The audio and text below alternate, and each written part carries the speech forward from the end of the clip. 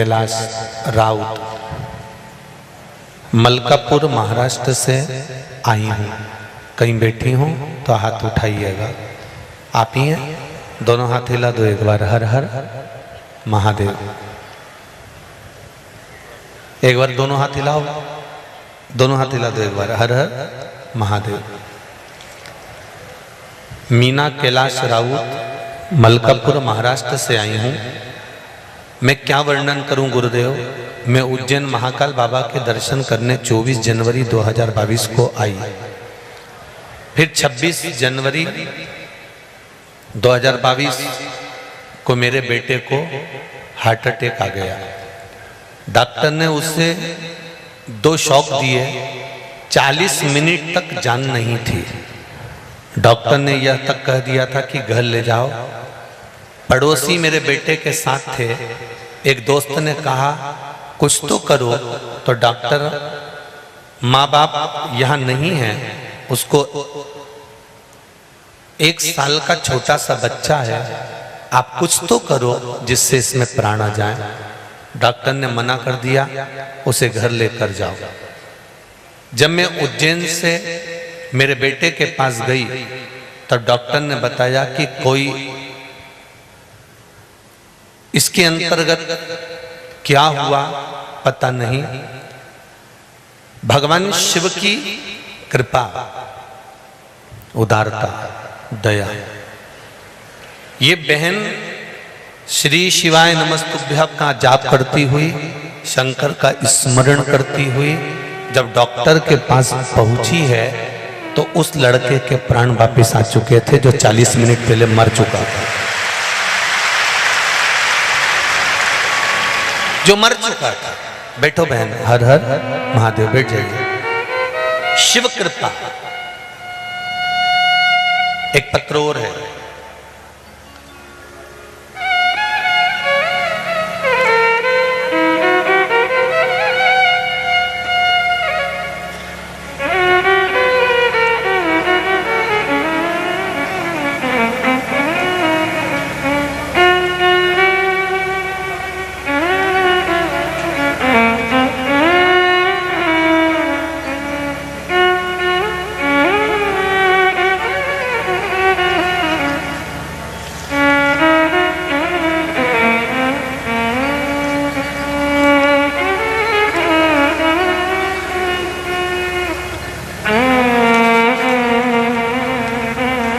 मोनिका गुप्ता, सूर्यदेव नगर, इंदौर।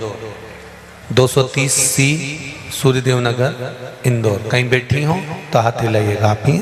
हर हर महादेव। दोनों हाथ हिला दो एक बार। हर हर महादेव। 2000 से माइग्रेन की बीमारी से परेशान थी। आपने जो उपाय बताया था मैंने वो किया, अष्टमी और अशोक सुंदरी का।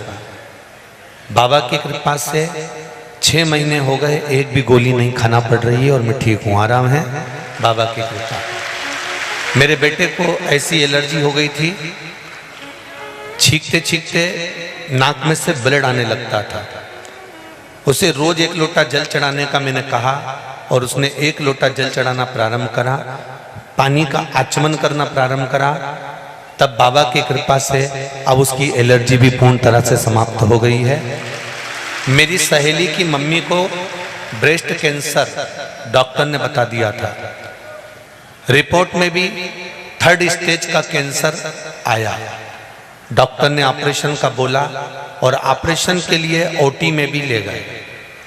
ऑपरेशन रूम में ले जाने के बाद डॉक्टर को इधर श्री शिवाय नमस्तुभ्यं का जाप प्रारंभ करा, शंकर को जल चढ़ाया और ऑपरेशन की ओटी में ले जाने पर डॉक्टर ने कहा इसकी एक जांच और करो। जब एक जांच और कराई तो डॉक्टर आकर बोलता है इसको कैंसर ही नहीं है। ये शिव कृपा। जो डॉक्टर अंदर ओटी में ले गया कैंसर का ऑपरेशन करने के लिए, वो खुद आकर कहता है कि इसको कैंसर ही नहीं। बैठो बैठो बैठो। श्री शिवाय। तेरी कृपा बिना न हिले एक भी लेते हैं श्वास तेरी कृपा से तनु तनु। हे गंगधार मुक्ति द्वार ओमकार आयो शरण तिहारी शंभुतार। बखान क्या करूं मैं राखों के ढेर का, चपटी भभूत में खजाना कुबेर का। हे गंगधार मुक्ति द्वार ओमकार तू, भोले ओमकार तू। आयो शरण तिहारी शंभु तार तार तू। हम उसके आश्रित हो जाए, हम उसके बल पर जीना प्रारंभ करें। एक विचार करिएगा, माता के गर्भ से जब जन्म लिया था तब तो हमको मालूम भी नहीं था कि हम अच्छे घर में जन्म लिए हैं। हमको ये भी नहीं मालूम था कि हमको अच्छा पति मिल जाएगा, अच्छी पत्नी मिल जाएगी, अच्छे रिश्तेदार मिल जाएंगे। हमको ये भी नहीं मालूम था कि हमारा पुत्र पुत्री बहू बेटा सब अच्छे मिल जाएंगे। हमको ये भी नहीं मालूम था कि हमारा शरीर अच्छा होगा।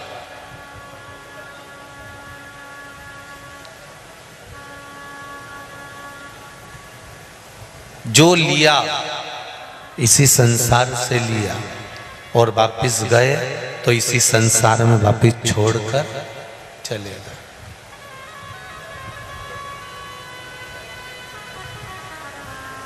कितने मरे कोरोना महामारी में, कितने ढेर। कोई 24 साल का था, कोई 32 साल का था, कोई 40 साल का था, कोई 30 साल का था, कोई 20 साल का था, कोई 70, कोई 60। उम्र की कोई सीमा नहीं थी।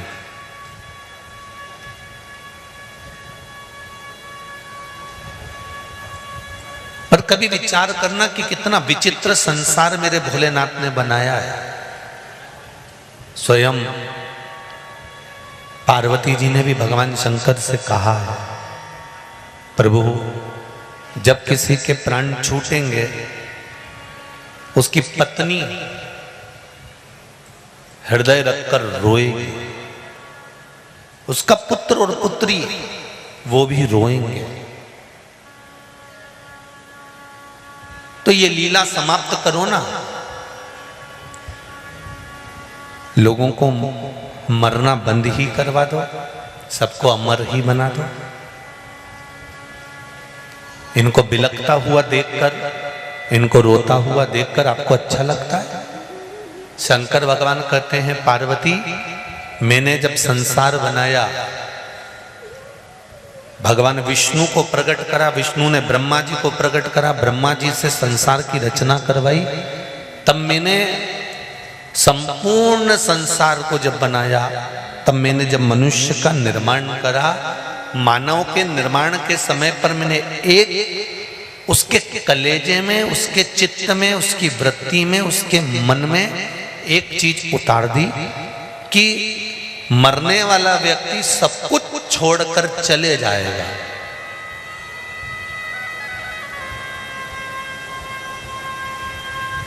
पत्नी भी रोएगी, बच्चे भी रोएंगे, पर थोड़े दिन रोने के बाद वापिस बच्चे अपने कार्य में लग जाएंगे, पत्नी उन बच्चों की परवरिश में लग जाएगी और अपने कार्य में सब तल्लीन रहेंगे।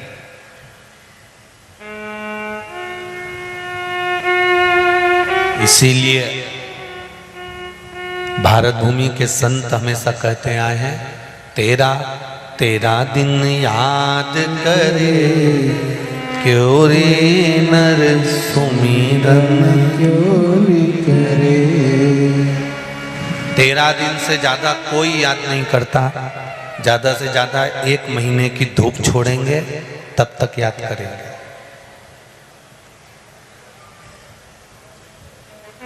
उससे ज्यादा कौन याद कर रहा है?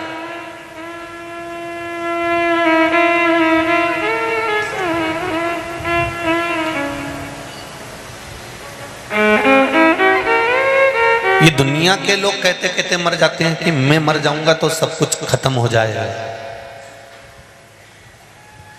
कई कई माताएं भी बड़ी छाती ठोक कर कहती है वो तो मैं जिंदा हूं तो घर चल रहा है, जिस दिन मैं मर गई आटे दाल का भाव मालूम पड़ जाएगा तो डोकरियों से निवेदन है आधे घंटे के लिए मरीज जाओ, उसमें कौन सी दिक्कत है?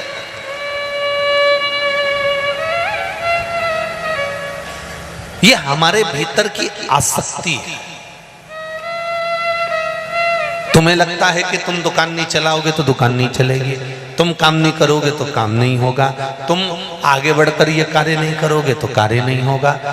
देव अधिदेव महादेव की कथा कहती है, शंकर भगवान का गुणगान कहता है, शिव महापुराण की कथा कहती है, भगवान शंकर का चरित्र कहता है, शिव जी कहते हैं जिससे जो काम करवाना है, कितने समय करवाना है, कितनी घड़ी करवाना है, कितने पल करवाना है, कितनी देर करवाना है, शंकर भगवान कहते हैं मैंने निश्चित कर रखा है कि किस व्यक्ति से कौन सा काम करवाना है, किस व्यक्ति से क्या कार्य करवाना है, कौन क्या कर सकता है। अब तुम दूर मत जाओ, तुम अपने अपने घर में देखो, तुम्हारे घर में 6 लोग हैं, 7 लोग हैं, 8 लोग हैं, 15 लोग हैं, क्या 15 की 15 ही भगवान की कथा में डूबे हुए हैं? अरे बोलो तो जम के नहीं। तुम्हारे घर में 6-7 लोग हैं, क्या वो 6-7 ही भगवान की कथा में डूबे हुए हैं? अगर बेटा मंदिर जाता है तो बहू उसके विपरीत मिलेगी, उनको मंदिर पसंद ही नहीं आएगा। अगर माता और पिता दोनों संस्कारित हैं, दोनों भगवान की भक्ति में डूबे हुए हैं, तो ये निश्चित है इनकी औलाद अगर संस्कारवान निकल जाए तो बहुत बड़ी बात है, क्योंकि यहाँ तो शास्त्र कहता है कि अच्छे अच्छे ऋषियों की औलाद भी कहीं ना कहीं भटक गई थी मार्ग से।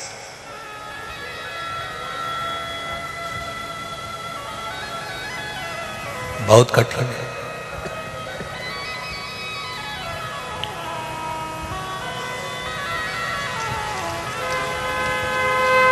तुम्हारे घर में 8 लोग 10 लोग रहते हैं, 10 का स्वभाव अलग अलग है।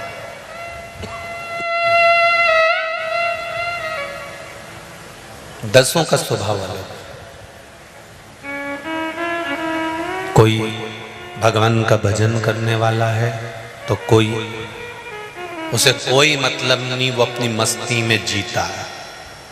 उसने तो रोटी खाई, डब्बा खोला, जीरा मन डाला, घी लगाया, अचार लिया, खा खुआ के वो जाए फिर तो रात के ही आया, उसे पता ही नहीं, उसे कोई मतलब नहीं, जा।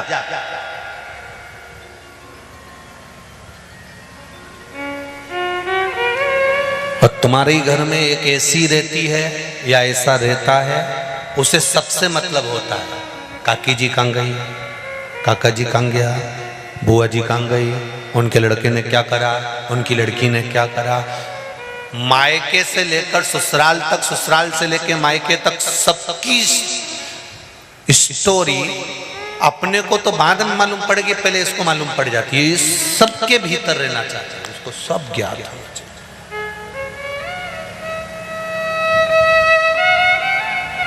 और आपके ही घर में एक ऐसा भी मिलेगा जो 24 घंटे डिप्रेशन में बैठा रहता है। जब देखो, जब इसका मुंडा मुसद्दी लाल जैसा रहेगा, जब देखो मुंह ही उतरा रहेगा।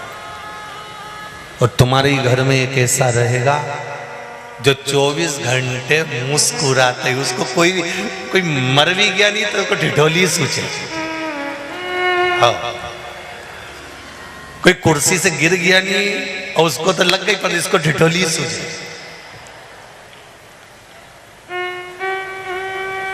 रोटी खाने बैठे तो ठिठोली करे और रोए तो ठिठोली करे। ऐसे अब विचार करो, ये परमात्मा ने ये सृष्टि बनाई है, सृष्टि में आपका और हमारा घर बनाया है, परिवार बनाया है। इस परिवार में भी कोई एक जैसे नहीं बनाए, सब अलग अलग बनाए हैं। तो संसार सागर में अगर हम रह रहे हैं, उस संसार सागर में परिवार, कुटुंब, कबीला, ये सब भगवान ने दिया।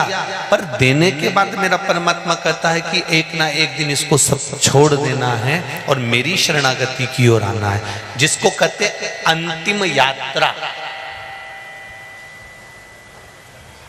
कौन सी यात्रा है? अरे जम के तो बोलो, अंतिम यात्रा। चाहे तुम हो चाहे हम हो, सबकी निकलेगी।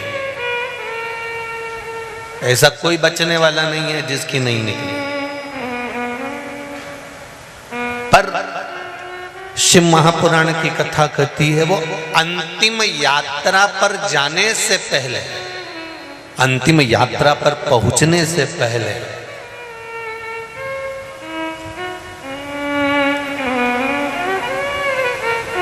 जिस अंत की ओर हम जा रहे हैं, उस अंतिम पथ की ओर पहुंचने से पहले, उस अंतिम पथ पर पहुंचाने वाले उस परमात्मा का एक बार तो दर्शन करने का मन बना लो कि एक बार वो देवाधिदेव महादेव का दर्शन हमारी जिंदगी में हो जाए, एक बार उससे मिलन हो जाए, केवल एक बार।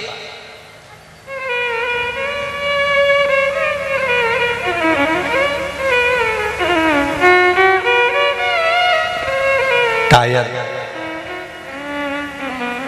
गाड़ी का जो टायर होता है, वो टायर अगर घिस जाता है, खराब हो जाता है, तो किसी दुकान पर उसको लेकर जाते हैं और टायर को वो नया बना देता है कि ये टायर मैंने नया कर दिया है, अब ये गाड़ी को प्रॉब्लम नहीं होगी, ये अच्छी चलेगी। मैंने टायर को नया कर दिया है, मैंने टायर को सुधार दिया है, अब ये गाड़ी बहुत कुछ नहीं तो 25, 50, 100, 200, 500 किलोमीटर तो अच्छी चली जाएगी। मैंने गाड़ी के टायर को अच्छा कर दिया, ये गाड़ी अब अच्छी चलेगी, इसको लेकर चले जाओ। उसी तरह गाड़ी का टायर बेकार हुआ तो दुकान पर ले जाकर उसको सही करवाया और वो बहुत कोसों दूर चली गई, बहुत किलोमीटर चली। उसी तरह जब ये मन का टायर अगर बेकार हो जाए, इसमें आसक्ति, इसमें लोभ, इसमें वासना, इसमें तृष्णा, इसमें झूठ प्रपंच समा जाए,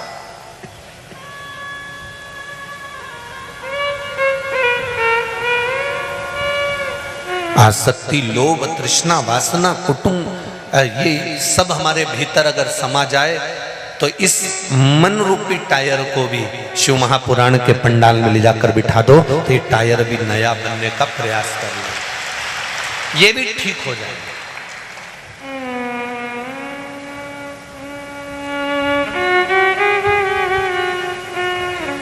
माता सती दक्ष प्रजापति ने देवी की आराधना कर कर भगवान से निवेदन करा, मां जगतजननी से निवेदन करा कि मेरे घर में एक बेटी का और जन्म हो जाए।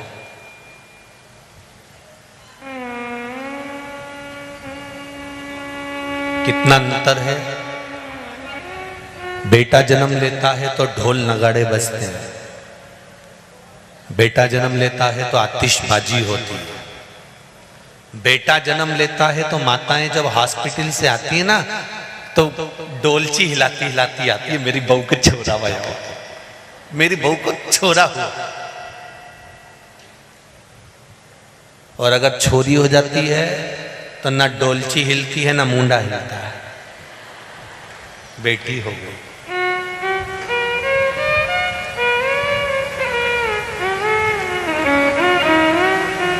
दक्ष प्रजापति ने माता भवानी की आराधना करी और आराधना कर कर वर क्या मांगा, शायद ही संसार का कोई व्यक्ति दक्ष प्रजापति जैसा वर मांगेगा। जिस दक्ष प्रजापति के घर में 60 कन्याओं का जन्म हो गया, इतनी कन्याएं जन्म लेने के बाद भी दक्ष प्रजापति माता रानी से अगर मांग रहा है तो कह रहा है एक बेटी का और जन्म हो जाए।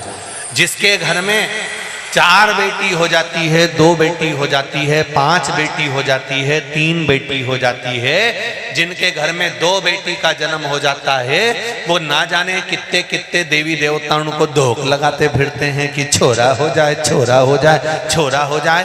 पर दक्ष प्रजापति के घर में 60 कन्याओं का जन्म हो चुका था और 60 कन्याओं के जन्म के बाद भी भगवान से मांग रहे हैं तो कह रहे हैं मेरे घर में एक बेटी और हो जाए। तो दक्ष प्रजापति से पूछा कि बेटी क्यों मांग रहे हो? तो दक्ष प्रजापति कहते हैं बेटा एक कुल को तारता है और बेटी 2 कुल को तार देती है। 2 कुल को तारने वाली बेटियां होती हैं,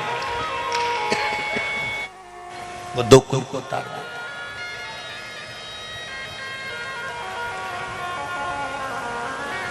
और सुन लो इंदौर वालों, जीजी और जीजा, जगदम्बा और भेरू, सब अच्छे से सुन लेना।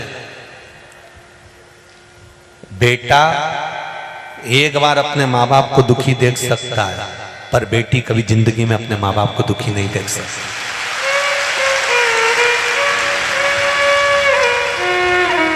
कभी नहीं देख सकता।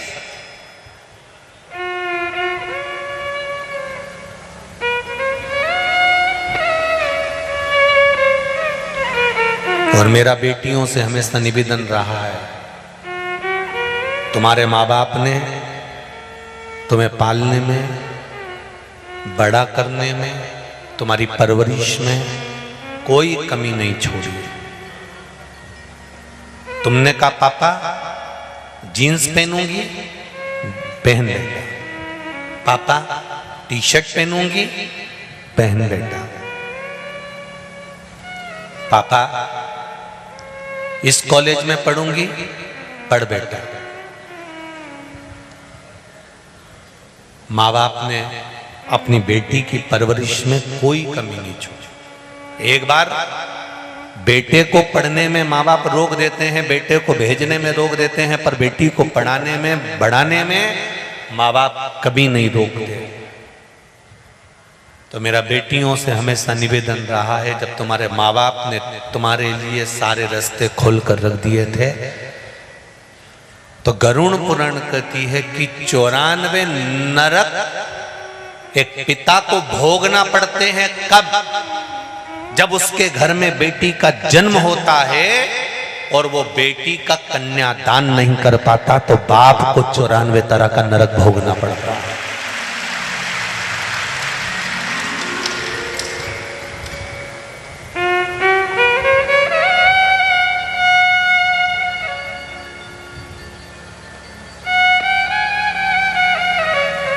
मेरा पिताओं से निवेदन है, तुम्हारे पास में धन नहीं है, तुम गरीब हो, तुम्हारे घर में 4 लड़कियां हैं, तुम दूसरे से कभी मत कहना कि इसका कन्यादान तुम ले लो, इसका कन्यादान तुम कर दो। मामा जी कन्यादान करेंगे, मौसी कन्यादान करेगी, वो कन्यादान नहीं। नहीं, कितना गरीब से गरीब बाप हो तो भी बेटी का कन्यादान बाप को ही करना चाहिए, चाहे 5 बेटी 6 बेटी के।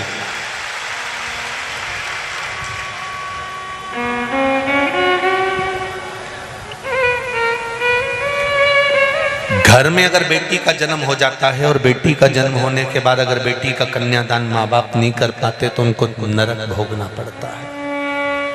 एक नरक नहीं, 94 नरकों को भोगना पड़ता है।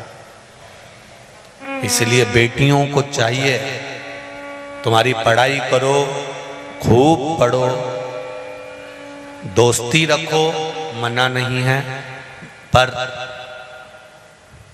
जब विवाह का समय आए तो कह देना जहां मेरे पिता मेरी शादी करेंगे वहीं पर मेरी शादी होगी, मेरे माँ बाप को मुझे कन्यादान करवा। और एक निवेदन और करूंगा, सनातनी हो, सनातन धर्म को छोड़कर दूसरे धर्म में जाने का प्रयास भी मत करना कि मुझे दूसरे धर्म में।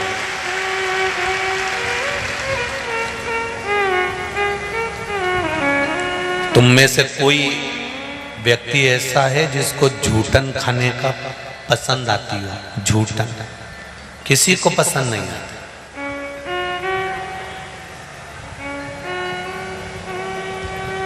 सनातन धर्म के सिवाय किसी धर्म में मैं विवाह नहीं करूंगा।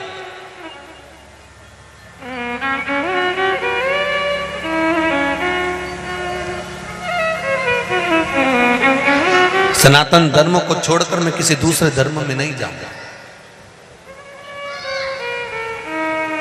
हम क्यों जाए? किस लिए हम प्रवेश करें?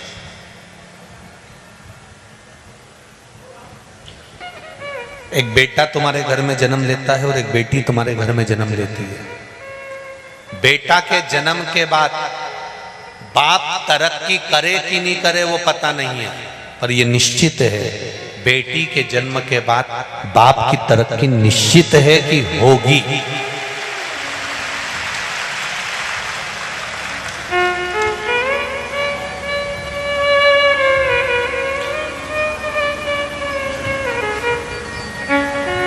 निश्चित। एक तेलुगु के एक मिनिस्टर से मिलना हुआ था हैदराबाद कथा के समय पर। तो उन्होंने पूछा, गुरुजी पहले मैं कुछ भी नहीं था, पर धीरे धीरे धीरे धीरे जब मेरा विवाह हो गया, विवाह होने के बाद मेरे घर में संतान हो गई, संतान होने के बाद में मैं उन्नति की सीढ़ी पर चढ़ता गया। तो हमने भी उनसे कहा, मिनिस्टर जी आप उन्नति की सीढ़ी पर चढ़े हो, परंतु ये निश्चित है कि तुम्हारे यहाँ संतान हुई होगी तो सबसे पहले बेटी हुई होगी। अगर बेटी हुई है तो बाप को उन्नति की सीढ़ी पर चढ़ा कर ले जाती है।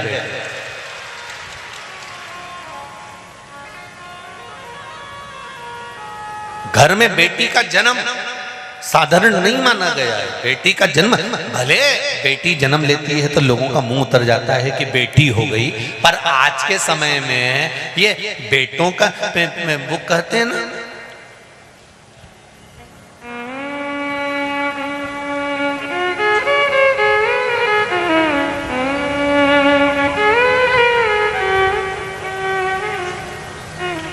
तुमको तारने वाला तुम्हारा पूत नहीं होगा, तुमको तारने वाला तुम्हारा पुत्र नहीं होगा। संसार के लोगों को कभी पुत्र तारता नहीं है, संसार के लोगों को हमेशा पुण्य ही तारता है। उसके द्वारा किया गया पुण्य, सत्कर्म, भजन, कीर्तन, स्मरण, मंत्र जाप, जो दान करा, जो पुण्य करा, जो भजन करा, जो कीर्तन करा, ये हमको तारता है, पुत्र नहीं तारता।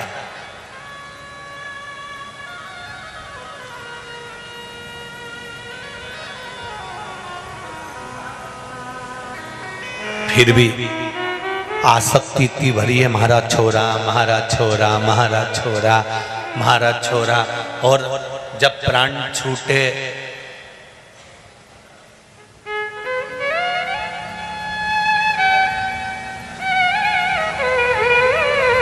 छोरा और छोरा की बहू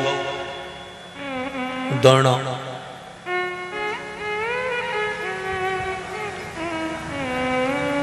बहू बोली अम्मा मरी गई। हाँ, अंतिम संस्कार तो कल होगा क्योंकि रात हो गई है, तो अब क्या करो, रो ले, थोड़ा रोए रोए।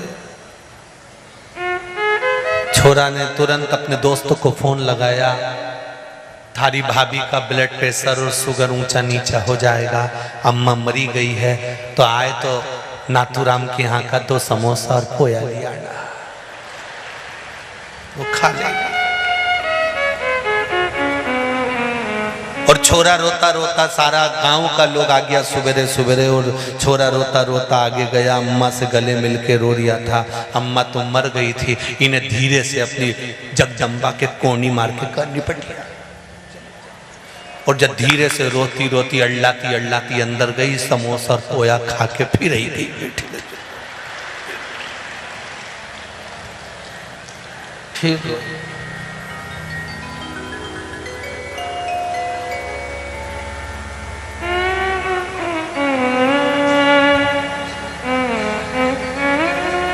सुनार आ गया।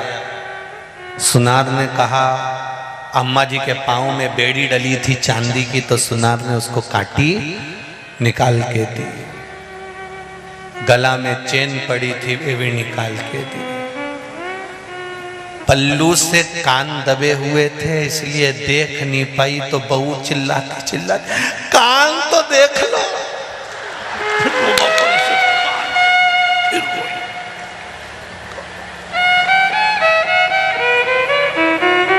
अब कान में से निकाल लिया, पर ध्यान नहीं दिया, बाल में छुप गई थी सोने की मुर्गी। तो बहू गले मिलने गई जब अम्मा से, तो सिर पे पल्लू डाल के जोर हुई, तो दांत से कतर ली मुर्गी।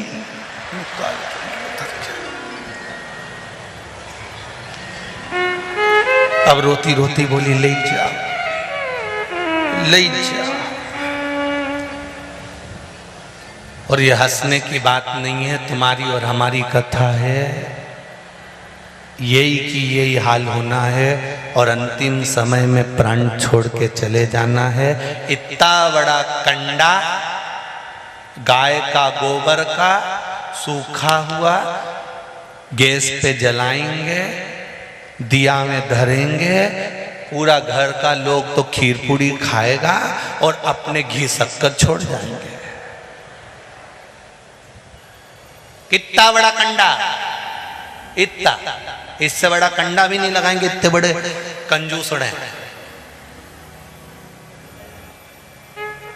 इनके बराबर दुनिया में कोई कंजूस मिलेगा? शमशान में आग लगाने का समय आता है तब भी कह देते हैं, कई समझदार खड़े रहते हैं, 2 कुंटल तो बहुत है, 2 कुंटल में तो हिट जाएगा। और वो बेचारा जो जलाने वाला वो कह रहा है कम से कम 2.5 कुंटल तो लो रे। नहीं, हमने तो कई जला दिया, 2 कुंटल में हिट जाएगा। कौन याद करेगा? कोई नहीं, कोई किसी को याद नहीं करता। शिव पुराण की कथा कहती है, इस मृत्यु लोक में आने के बाद जो तुम भजन कर रहे हो, शंकर भगवान पर 1 लोटा जल चढ़ा रहे हो, 1 चावल का दाना, 1 बेलपत्र शिव को चढ़ा रहे हो, बस ये जो तुमने करा, पुत्र तुम्हारे साथ हम नहीं देगा, पूत तुमको नहीं तारेगा, पर तुम्हारे द्वारा किया गया जो पुण्य है वो तुम्हें पार लगा देगा, अंत बिंदु तक तुम्हारा पुण्य तुम्हारे साथ।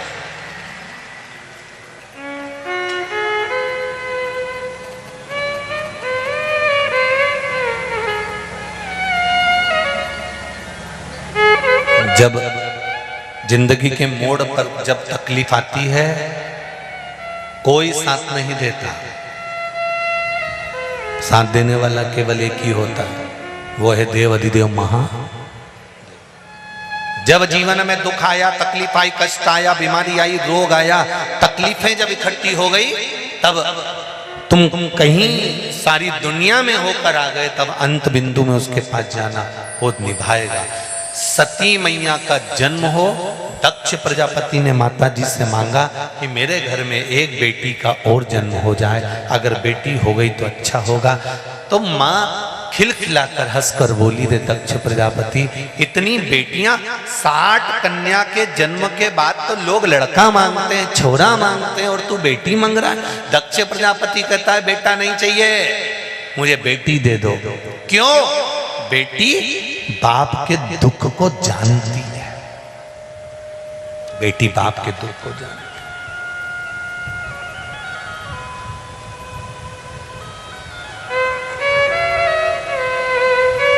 भाई, बेटी जब तक कुंवारी रहती है ना, अपने पिता की थाली में साथ बैठकर अगर भोजन करती है तो उस बाप की कभी अकाल मौत नहीं होती। बेटी अगर पिता के साथ में बैठकर भोजन कर रही है, वो भी कुंवारी है जब तक, शादी हो गई उसके बाद का नहीं, क्योंकि गोत्र बदल जाता है। विवाह के पहले तो पिता का गोत्र बेटी का रहता है, तो पिता के साथ में बैठकर अगर भोजन कर रही है तो अकाल मृत्यु का हरण कर लेती है बेटी।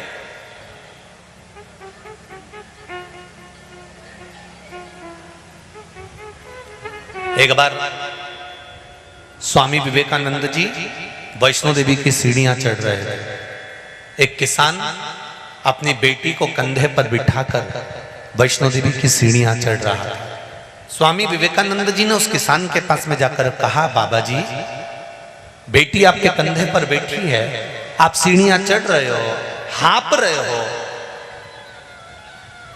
लाओ, आपको बोझ हो रहा होगा, आपकी बेटी को मैं कंधे पर ले लेता हूं, मैं वैष्णो देवी की सीढ़ियां चढ़ जाता हूं। स्वामी विवेकानंद जी ने जैसे उस किसान को बोला,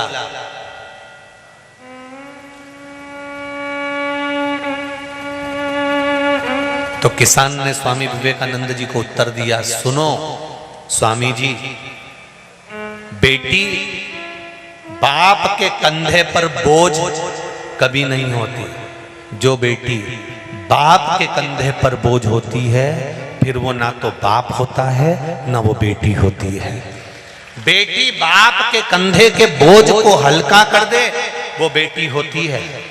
स्वामी जी, मेरे कंधे पर अगर बेटी बैठी हुई है तो ये मुझे बोझ नहीं लग रही है, ये तो मेरे बोझ को हल्का कर रही है। बात करते करते करते करते करते करते हम मंजिल तक पहुंच जाएंगे। जब बेटियां मायके में आती है ना शादी के बाद, इतनी बात करती है कि रात कब निकल जाती है। डोकरी माँ तो तुरंत बहुओं को भी बुरा लगता है कि जीजी आई और मम्मी ने तो इतनी बात करी है, तो तुरंत बहुएं भी कह देती हैं अपने अपने पतियों से, देख लो, तुम देख लो, हमसे तो कभी डोकरी दो बात नहीं करे और उसकी बेटी आई नहीं तो रात रात भर बात कर, तुम देखो।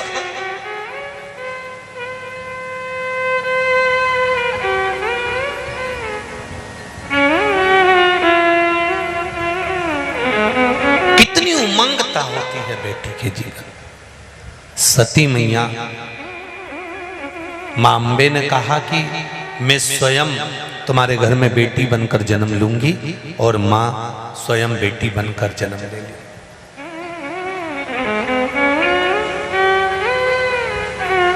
साधारण नहीं होती बेटी। सती मैया ने जन्म लिया, माता प्रसूति के गर्भ से सती जन्मी है।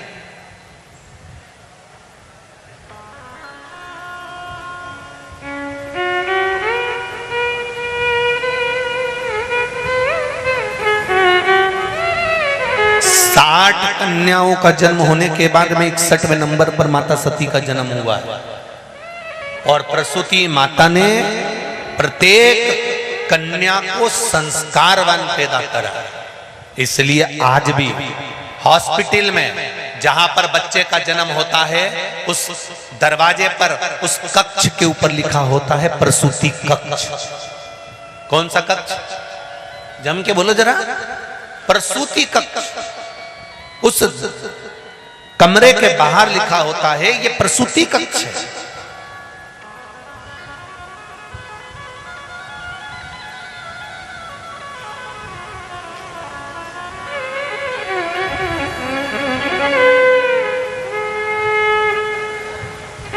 ये कोई दूसरा कक्ष नहीं है। माता प्रसूति के गर्भ से जितने बच्चों ने जन्म लिया वो संस्कारित हुए थे। इसलिए माता प्रसूति का नाम आज भी हॉस्पिटल में जहां बच्चों का जन्म होता है उस कमरे के बाहर लिख दिया जाता है प्रसूति कक्ष, कि यहां जितने बच्चे जन्म ले वो संस्कारित होना चाहिए। जितने बच्चों का जन्म हो वो संस्कारवान। सती मैया का जन्म हो गया। पतिव्रता धर्म का पालन करने वाली, पति को परमेश्वर मानने वाली, पति के चरणों का रसास्वादन ग्रहण करने वाली माता सती थी।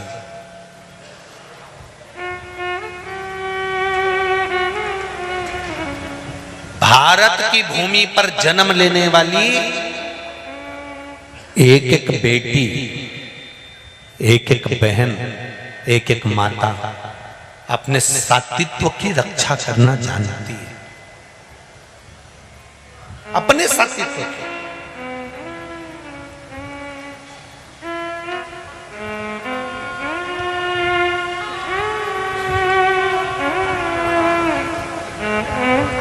अब परशुराम जी की मां, भगवान परशुराम जी की माता का नाम क्या था? रेणुका। क्या नाम था? जम के बोलो जरा। रेणुका। और पिता का नाम था जमदग्नि। परशुराम जी की मां रेणुका अपने पतिव्रता धर्म का इतना पालन करती थी, इतना पालन करती थी कि उनके पति हमेशा कभी कभी परीक्षा ले लिया करते थे और रेणुका देवी के हाथ में कच्चा घड़ा पकड़ा देते थे। कच्चा घड़ा कैसा? जिस मिट्टी के बर्तन को अग्नि में नहीं तपाया गया, केवल मिट्टी का बर्तन बन गया, बिना अग्नि में तपाए हुए, उसको रेणुका के हाथ में दे दिए गए। रेणुका क्या? और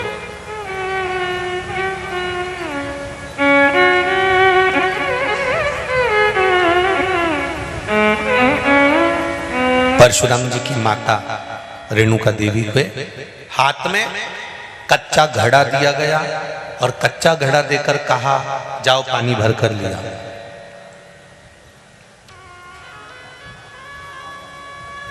जरा विचार करिएगा, कुम्हार ने उस घड़े को पकाया नहीं है, केवल मिट्टी का बर्तन बनाकर दे दिया गया और इसमें पानी भर कर ला। रेणुका देवी सरोवर में पानी भरने जाती थी और घड़े को हाथ में रखकर कहती थी कि अगर मेरा पति का धर्म प्रबल है, मैं अपने पति की सेवा परमेश्वर मानकर करती हूं, पति के चरणों को रोज प्रणाम करती हूं, पति के चरणों को रोज नमन करती हूं, पति के चरणारविंद का ही केवल वंदन करती हूं, पति के चरणारविंद का ही केवल स्मरण करती हूं, तो इस घड़े में पानी भरा जाए। रेणुका सरोवर में घड़ा लेकर जाती, घड़े में पानी भरती और लेकर वापस घर आ जाती। जरा विचार करना, घड़ा कच्चा रहेगा तो पानी लगते से ही बिखर जाएगा, पानी लगते से ही बेकार हो जाएगा। पक जाता है घड़ा तो फिर उसमें पानी भर सकते हो, पर कच्चे घड़े में पानी कैसे भर सकते हो? पति के चरणारविंद का स्मरण रेणुका करते थे।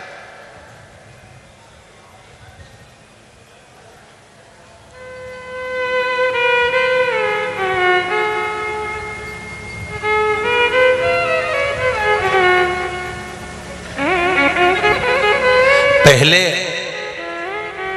थोड़ा सा आप लोगों को बुरा लग सकता है, लग जाए तो लग जाए, उसमें कोई टेंशन मेंशन नहीं हो। पहले के समय में पति की उम्र प्रबल होती थी,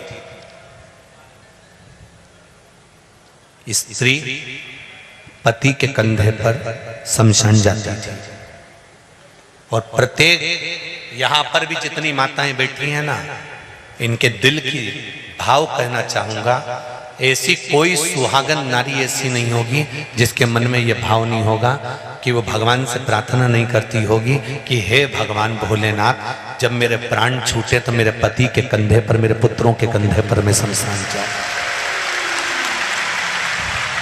पर आज के समय में पति की उम्र कम होती चली जा रही है, माताओं की उम्र बढ़ती चली जा रही है। पति की उम्र अर्थात उसके मृत्यु का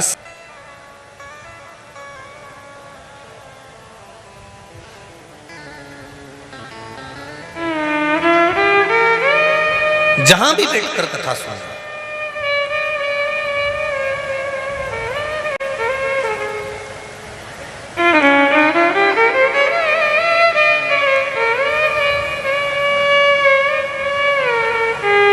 स्थान पर बैठकर कथा सुन रहे हो, अगस्त ऋषि की कथा, कुंभज ऋषि की कथा कहती है कि शंकर भगवान से कुंभज ऋषि कह रहे हैं, जो जिस भाव से कथा के पंडाल में बैठकर कथा सुनता है, जो दिल से भगवान पुराण के सम्मुख में बैठकर मांग लेता है, भगवान उसको वो दे देता है, उसको देने में पीछे नहीं है।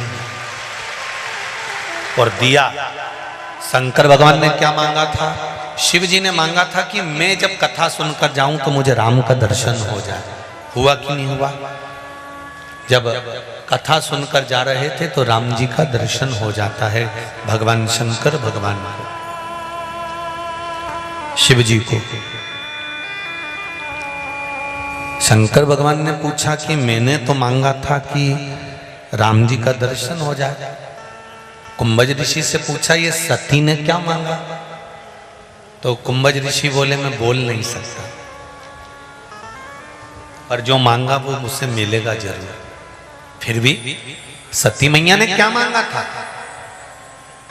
कुंभज ऋषि ने कहा, कथा सुनने के लिए जब सती बैठी तो उसके मन में आया कि विवाह होने के बाद तो मेरे पति को मुझे कहीं घुमाने ले जाना चाहिए, पर इन्होंने तो मुझे कथा में लाकर बिठा दिया।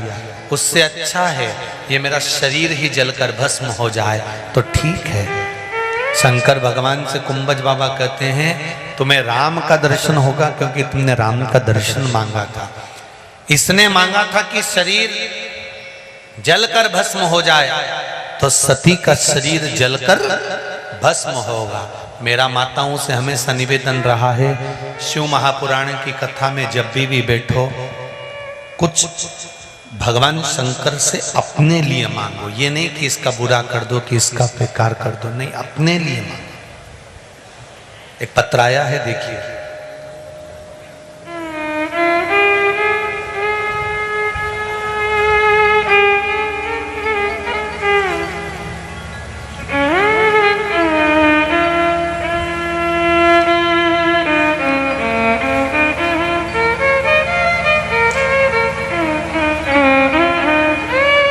मेरा नाम मधु रवि मंडले है। मैं राऊ में रहती हूँ। कहीं बैठी हो तो हाथ उठाइएगा। आप ही हैं? दोनों हाथ हिला दो एक बार। हर हर महादेव। मैं राऊ में रहती हूँ गुरुदेव। मेरी ननद का 15 साल का लड़का, जवान की जवान बच्चा, बाथरूम में पैर फिसलने की वजह से शांत हो गया। गुरुदेव,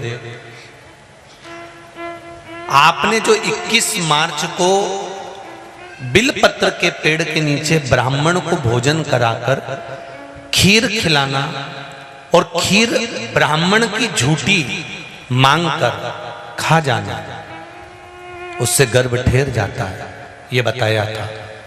जब मेरी ननद का लड़का 15 साल का एक ही बच्चा शांत हो गया, तब मैंने उनको कहा कि आप 21 मार्च आ रहा है, विशुभ योग के अंदर गुरुजी ने एक उपाय बताया था कि ब्राह्मण को भोजन कराओ बेलपत्री के पेड़ के नीचे, और उसकी झूठन जिसका गर्भ नहीं ठहरा उसको खिला दीजिए।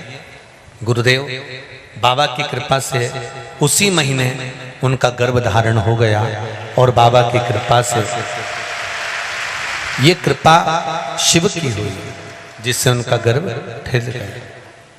मैं धन्यवाद दे रही हूँ बाबा देवाधिदेव महादेव को। बैठो बेटा। श्री शिवाय नमस्ते। 15 साल का बेटा, और लिखा है मेरी ननंद की उम्र 42 वर्ष है, और 42 वर्ष की उम्र में फिर वापिस बाबा देवाधिदेव महादेव की कृपा से गर्भ ठहरा। ये शिव की कृपा। एक पत्र और है बड़ा सुंदर।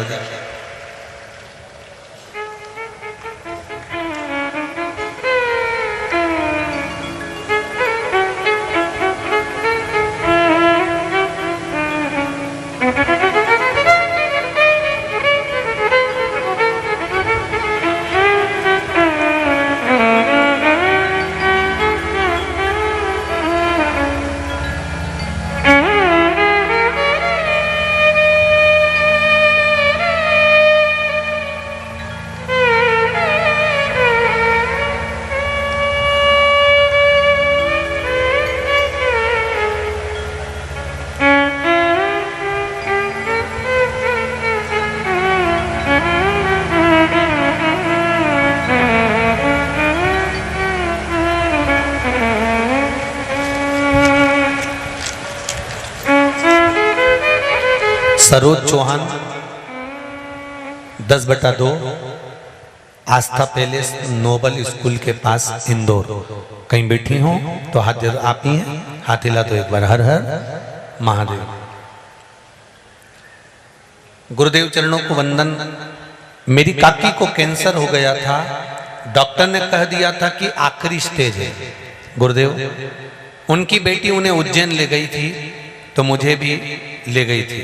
बेटी की सास ने हमें एक रुद्राक्ष दिया और कहा इसका अभिषेक करके इसका पानी पिलाओ। हमने वैसा ही किया और श्री शिवाय नमस्तुभ्यम का जाप भी करने लगे। लगातार शिवजी पर 1 लोटा जल और रुद्राक्ष का जल पिलाना प्रारंभ करा। 3 दिन बाद उनका बेटा आया और बॉम्बे हॉस्पिटल के सामने वाले हॉस्पिटल में लेकर गया। डॉक्टर ने कहा कि अब इनको जो कैंसर बताया था वो कैंसर लास्ट स्टेज का नहीं है, वो कैंसर ठीक होना चालू हो गया है और अब उनको पूर्ण तरह से आराम है, वो स्वस्थ हो गई हैं। श्री शिवाय नमस्तुभ्यम। बैठिए मां, बैठिए। श्री शिवाय नमस्तुभ्यम। शिव कृपा। फिर निवेदन करूंगा, 1 लोटा जल जो आप शंकर भगवान को चढ़ा रहे हो, मंदिर में जाकर प्रतिदिन 1 लोटा जल जो समर्पित कर रहे हो और उस जल को लाकर पूरे घर में छीट रहे हो या आचमन कर रहे हो, वो जल साधारण नहीं है। ना जाने कितनी औषधि का फल वो जल है। सारी समस्या का हल 1 लोटा जल। उसको साधारण ना समझो।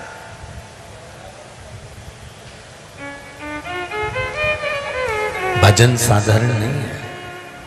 आप जो शिव महापुराण की कथा सुन रहे हो,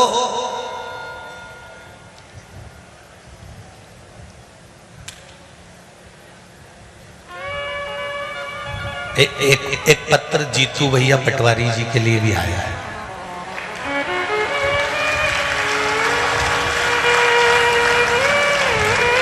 सुना दूं क्या कि नहीं सुनाऊं? सुनी लो।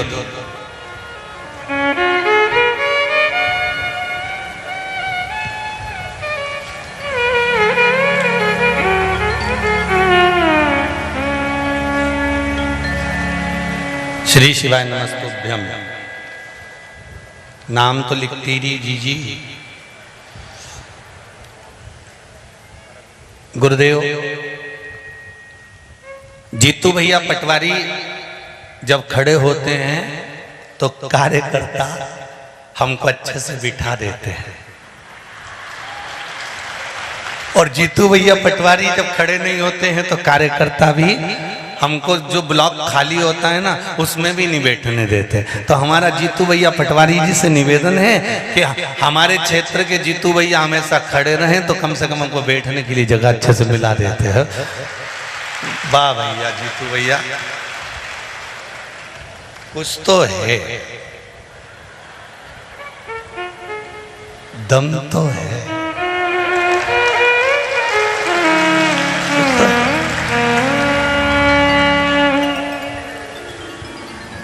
तो अपन तो जीतू भैया पटवारी जी से कहते थे कि वहां से वहां तक राउंड लगा ली सकते, जो जीजी खड़ी मिले ना पिटाई था।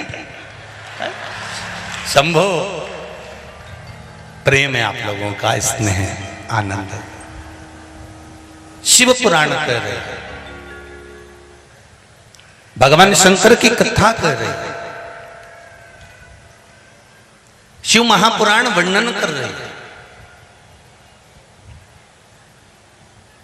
कि कथा के पंडाल में बैठकर, भले आप आस्था चैनल पर कथा सुन रहे हो, फेसबुक यूट्यूब पर कथा सुन रहे हो, जिस स्थान पर बैठकर कथा सुन रहे हो, आप दिल से, हृदय से, चित्त से, वृत्ति से, मन से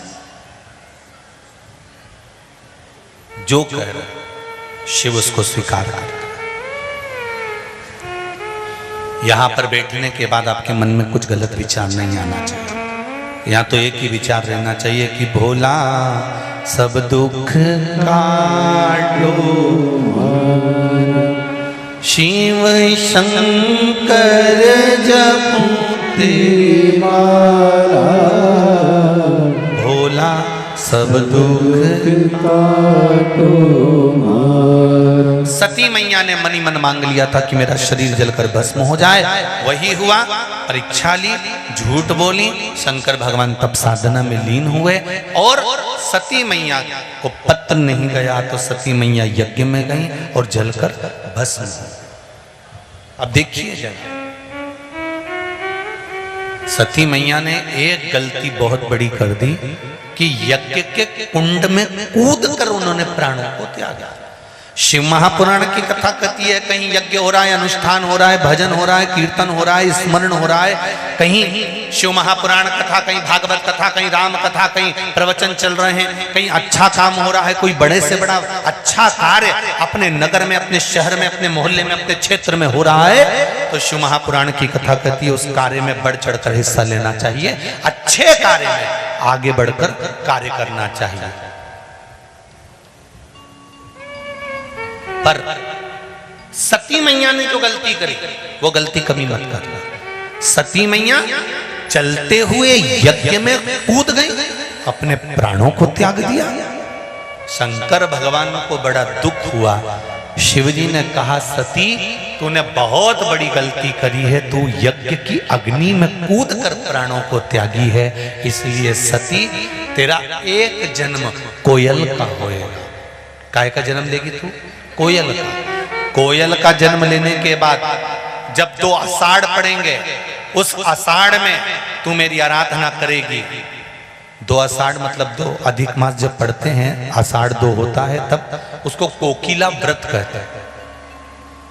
कौन सा व्रत कहते हैं? माताएं अच्छे से जानती होंगी। 2 आषाढ़ पढ़ते हैं तो उसको कोकिला व्रत कहते हैं, अधिक मास।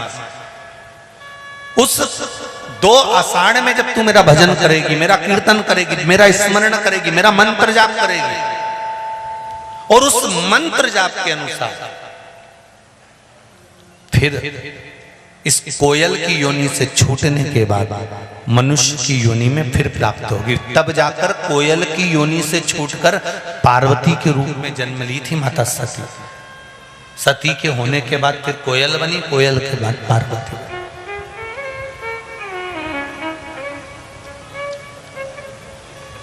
कोयल के बाद पार्वती।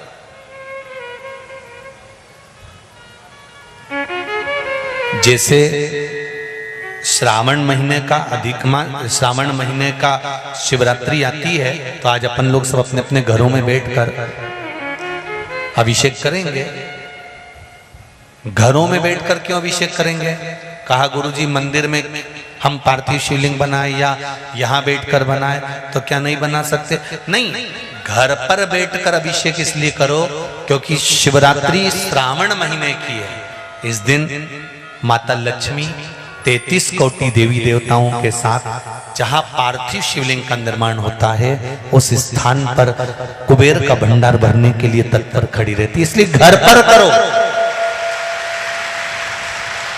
जो बाहर से आए हैं उनके लिए यहाँ व्यवस्था वो कर ले, मना नहीं, परंतु जहां तक हो सके अपने अपने घरों में शाम को 7 बजे से 8 बजे तक आज बैठकर, और टीवी की आवाज कम नहीं होना चाहिए, ना मोबाइल की आवाज कम, दमदारी से चालू कर कर हर गली गली, मोहल्ला मोहल्ला, क्षेत्र क्षेत्र में भगवान शंकर का गुणगान की आवाज आना चाहिए, जिससे प्रत्येक संसार का कोई पापी से पापी जीव हो उसका भी उद्धार हो जाए, उसका भी कल्याण हो जाए। करो।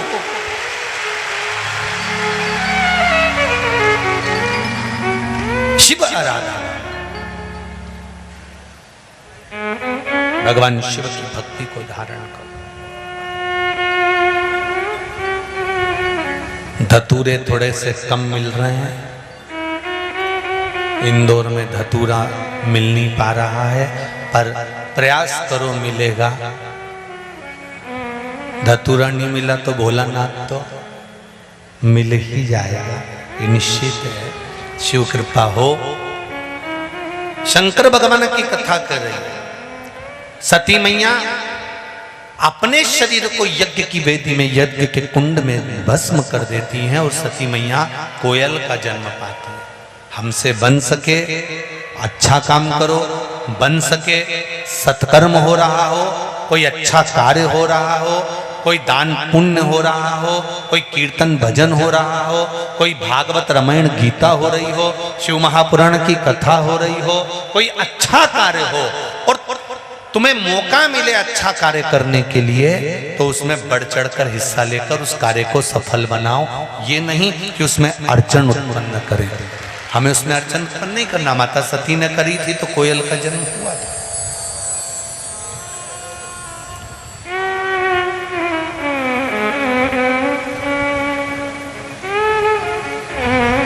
सती मैया कर गई गलती। दक्ष प्रजापति ने सभा रखी। उस सभा में शंकर भगवान भी बैठे हुए थे।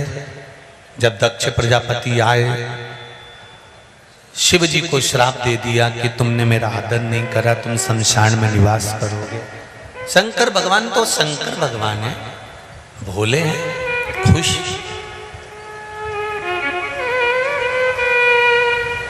अपन जरा सा किसी को कह दो, क्यों रे मरी रिया है कहीं, तो उतने में तो उसको गुस्सा आ जाए। बोलो आए कि नहीं आए कि तुमने मेरे को ऐसा बोल दिया कि मर रहा है। किसी डोकरी से डोकरी मरने का समय है, अंतिम पल। कोई बुजुर्ग व्यक्ति है, उससे भी कह दो ना कि मर रहे हो, तो उसको बुरा लग जाए।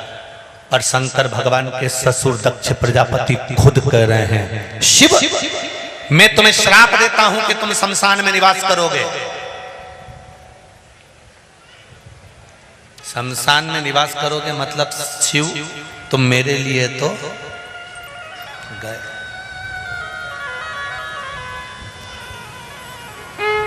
ए शंकर, ए शिव, तुमने अपने ससुर का अपमान करा है, तुम शमशान में निवास करोगे। शंकर भगवान प्रसन्न हो गए, खूब नाचे, खूब नाचे।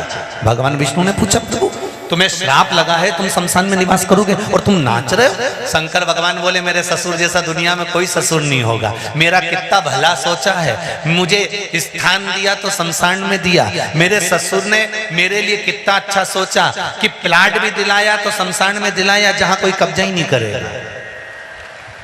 इतनी जोरदार जगह जहां मिली है, तो फिर सोचना क्या है? क्या सोचना? प्रसन्न चित्ता, आनंद था।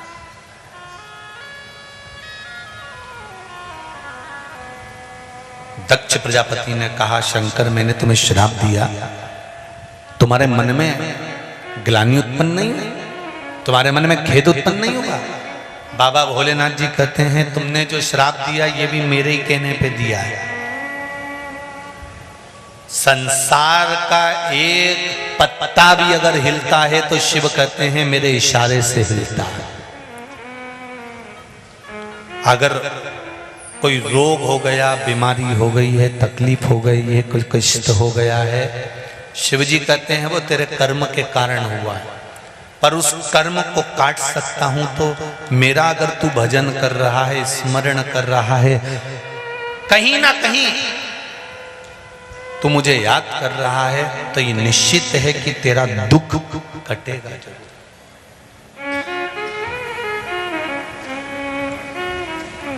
ये निश्चित है।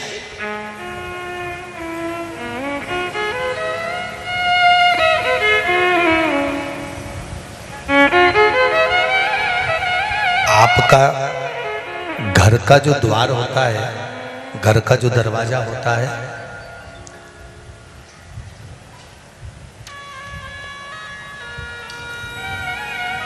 वो घर का जो द्वार होता है, वो द्वार कभी आपने पूर्व समय में कहीं पर वो दरवाजा कभी आपने गोल देखा है क्या?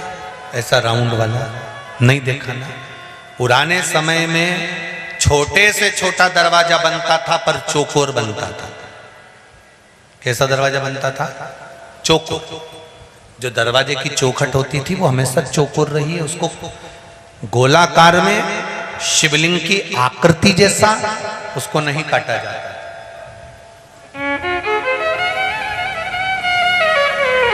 पर अभी अभी नए नए फैशन में लोग घर की चौखट को गोल आकृति में कटवा लेते हैं। वो बना तो लेते हैं उसमें प्रवेश भी कर लेते हैं, उसमें रहना भी चालू कर देते हैं, पर तन, मन और धन ये तीन तरह से दुखी तो रहते ही हैं। उसको सुख का भान नहीं होता।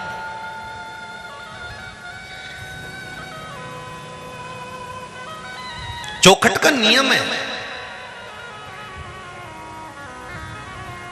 ये अभी अभी तो लोग ये नीचे भी जो है ना ये देहली नहीं होती है, अब तो नहीं होती, अब तो पहले अब तो फर्श लग जाता है उसके ऊपर ही बस केवल 3 साइड से, नहीं तो नीचे पहले लकड़ी भी ठुकती थी, देहली बनती थी। बार बार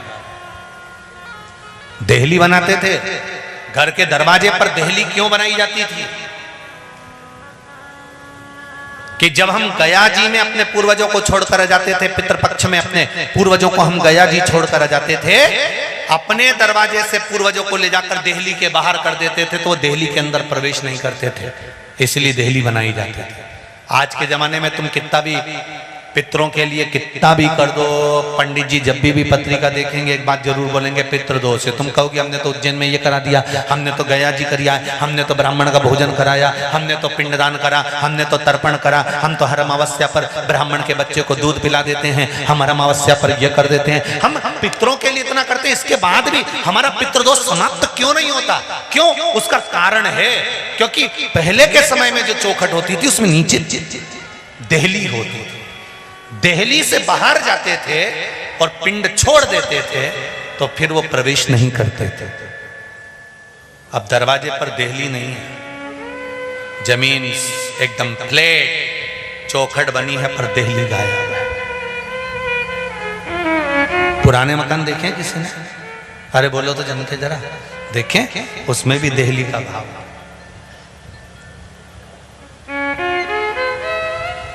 हम जान तो पाते नहीं है, हमने तो आजकल फैशन पकड़ लिया बस कि भैया आज के जमाने में सब फैशन चल रहा है, आज के जमाने में गोल चौखट का फैशन चल रहा है। अरे शिव महापुराण का संवाद कहता है शंकर भगवान के शिवलिंग का मात्र स्पर्श होना चाहिए, यह नहीं कि तुम अंदर प्रवेश करो।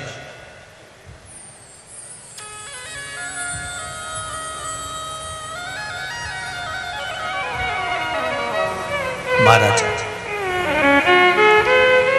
दक्ष प्रजापति ने श्राप दिया, शंकर भगवान प्रसन्न हुए, शिवजी जाकर निवास करे, यज्ञ रखा, उस यज्ञ में सबको बुलाया पर भोलेनाथ जी को नहीं बुलाया। शिव को आमंत्रित ही नहीं करा।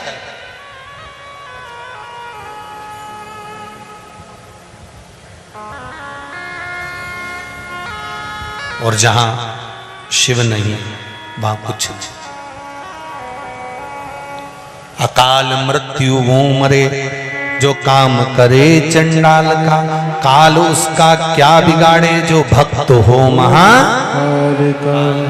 शंकर की उपासना करने वाला कभी दुखी नहीं रह सकता, कभी दुखी नहीं।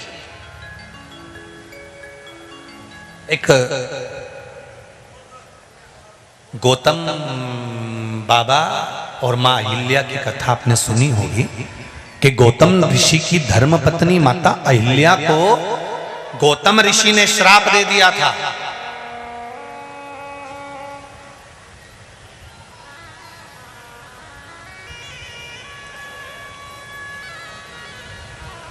गौतम ऋषि ने श्राप दे दिया और श्राप देते सी गौतम ऋषि ने अपने पुत्र चिरकाल को बुलाया।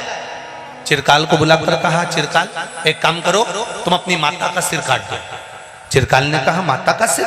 हाँ। और पिताजी कहकर चले गए, गौतम ऋषि कहकर चले गए। चिरकाल बैठा रहा, सोचता रहा, विचार करता रहा और अपने पिताजी को समझाता रहा। उसका नाम था चिरकाल। चिरकाल मतलब बहुत सोचता था।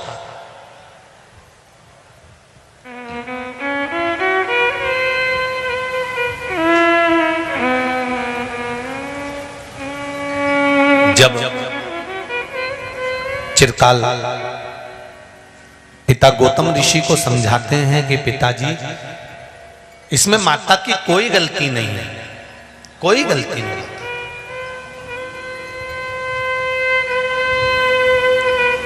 इंद्र स्वयं गलती कर रहे हैं, इसमें मेरी माता की कोई गलती नहीं है। कोई गलती।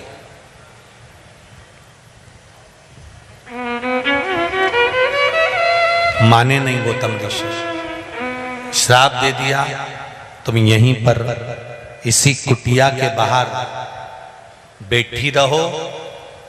चिरकाल ने अपनी माता को एक ही बात कही कि माँ तुम यहाँ बैठकर भगवान शिव की आराधना करो, राम की आराधना करो, कृष्ण की आराधना करो, तुम यहीं बैठकर भगवान का भजन करो।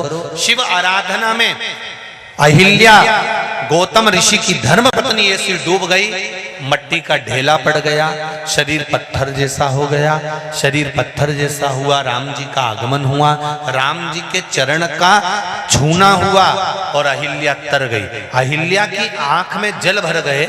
माता अहिल्या रोते रोते बोली कि प्रभु एक निवेदन आपसे करना चाहती हूँ। भगवान बोले बोलो कौन सा निवेदन है? राम जी ने पूछा। मेरा निवेदन केवल इतना है कि मैंने भजन शंकर भगवान का करा था और दर्शन आपका हुआ है। राम जी कहते हैं शिव राम में कोई अंतर नहीं है।